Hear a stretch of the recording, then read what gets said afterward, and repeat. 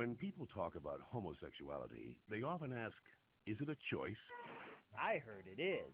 Hello, what's your name? Christian. Well, Christian, let's see what the latest science has to say. Oh, that. To help us, here are two gay people, George and Martha. Before we can answer, is it a choice, we must first determine what it means to be gay. How do you know you're a homosexual? The same way you know that you're straight.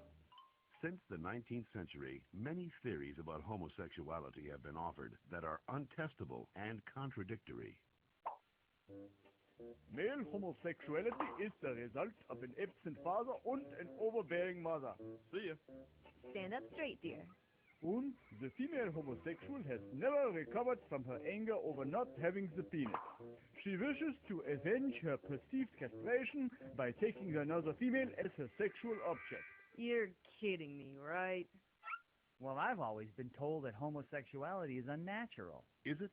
In fact, homosexual relations are common in nature, including zebras, baboons, dolphins, sheep, buffalo, ducks, foxes, elephants, horses, gorillas, moose, house cats, pigs, mice, rabbits, swans, and lions, to name a few.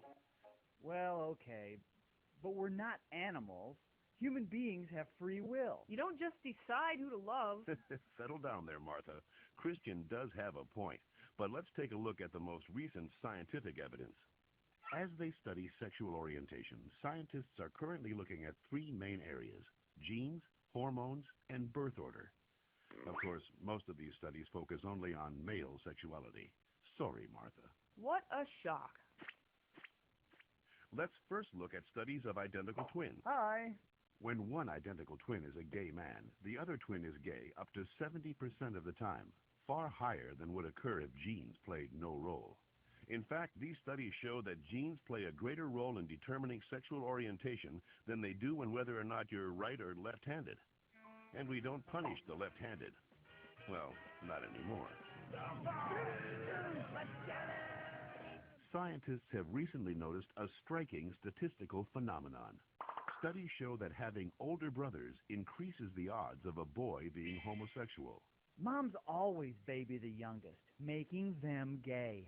No, that's not it.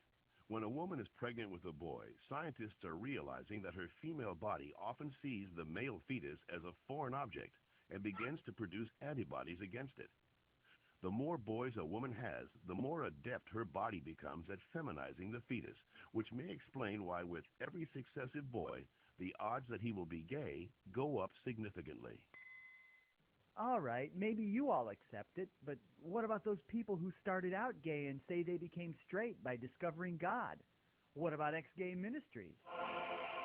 Even so-called ex-gay ministries don't claim to change a person's inner sexual desires, just his or her sexual conduct. We're still gay. If these places really work, why don't they all use the same technique? Why does each ministry experiment its own way? Well, and why have so many members and leaders recanted earlier claims that they were changed? maybe these programs don't work for everyone, but what's the harm? How about the feelings of shame and guilt they instill and reinforce in their victims? Or the money, energy, and time they sap from people who have nothing wrong with them? Says you.